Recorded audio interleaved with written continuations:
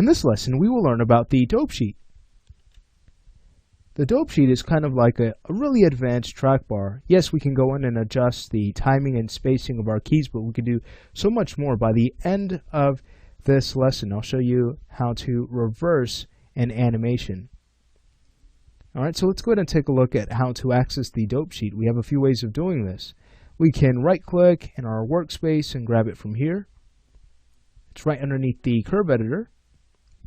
Or we can go to Graph Editors and select it. It's the second from the top. We could also access it from our mini curve editor. So if we were to click to access the mini curve editor, take a look. We can go to the editor menu and switch over to our dope sheet. Now keep in mind, once we do that, we can't close out of the mini editor, even if we switch back to our curve editor. But here's what we need to do. All we need to do is go ahead and grab the top bar to separate the mini editor from the bottom of Max. And now when we close this out, we revert back to where we were before, and there is our mini curve editor, and there's the close button again. Alright, fantastic. Alright, so let's go ahead and grab our aircraft. Let's go ahead and grab its control. We'll go ahead and right click and choose the dope sheet. Alright, sweet. So we do have various keying modes. Right now I'm underneath select time, but let's start with edit keys, and we'll come back to select time when we're ready to reverse the animation. But take a look at the top. We see a summary of all of our keys. So this is going to show us that, hey, there's a key that exists somewhere on this frame. So that's clear by taking a look at 47.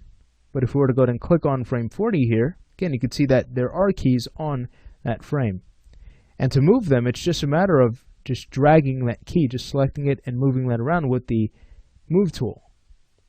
Now, if we were to switch over to slide keys, that's going to move all of the keys that resemble the key that we're currently tweaking. So we can go ahead and slide all of those over that way.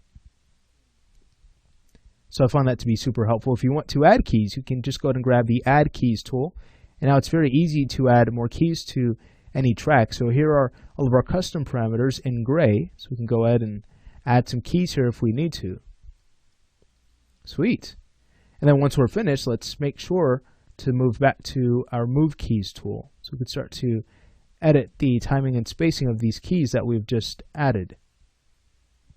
Alright, fantastic.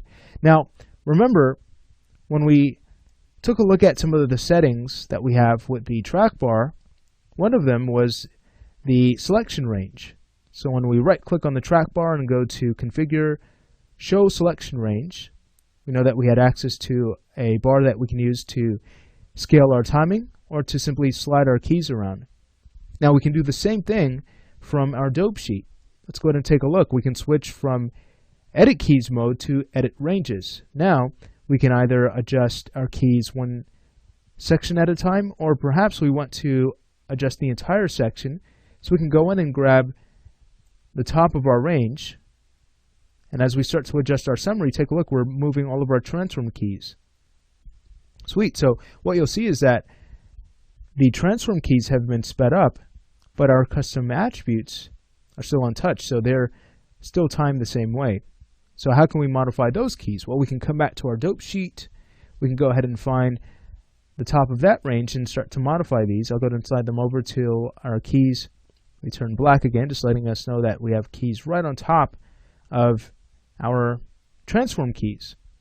So now when we minimize the dope sheet, go ahead and play this through. Take a look, everything is going to be timed a bit faster. Sweet. Awesome.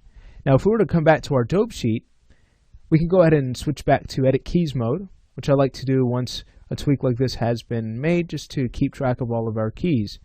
But take a look, we could also use Select Time, and this is used to copy and paste animation. We could also go in and insert time to add more space. So if we were to grab Insert Time, we can then go to a section where we'd like to space out our keys a bit more, and all it's going to do is add more space, as you can see.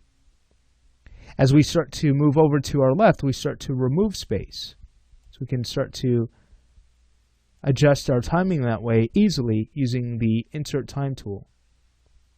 If you'd like to copy and paste animation, it's just a matter of grabbing select time.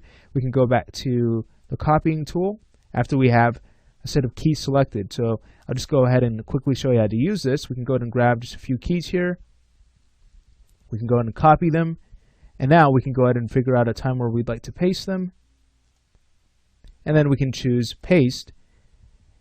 And we could either offset our values with paste relative or paste absolute if we'd like to paste the exact values. So I'll go ahead and work with paste absolute so I know exactly what's being pasted. And then when we hit play, there we have it. So we've managed to copy and paste a few of our custom parameters. All right, now what I'd like to show you is that you can actually go in and reverse your animation easily. Now what I'd like to do is just go ahead and first head over to Edit Keys mode, and I'll go ahead and deselect just to make sure that nothing else here is selected, so we can quickly get back to our Select Time tool. And we can go ahead and grab a range of keys to select. All right, fantastic. So I've just selected all of the keys on the aircraft. So you can see that is the track I'm currently on, just to make sure everything gets highlighted, as you can see. So all summaries are now selected, and now all we need to do is choose reverse time. So instantly you can see the animation has been flipped.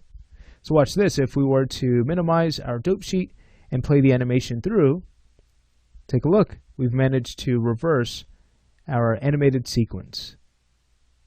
Fantastic. And notice this was very easy to do.